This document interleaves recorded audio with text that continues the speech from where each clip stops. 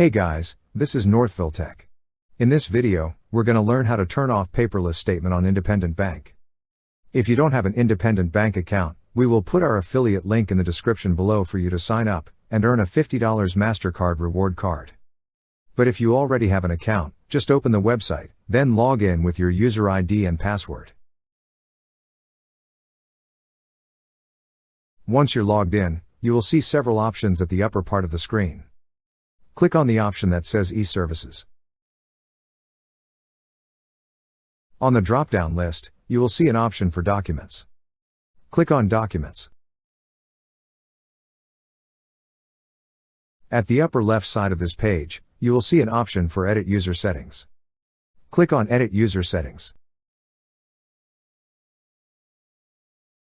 On the drop-down list, you will see an option for User Settings. Click on User Settings. Now you can see that the delivery option is electronic. To turn off, click on the radio button under Paper.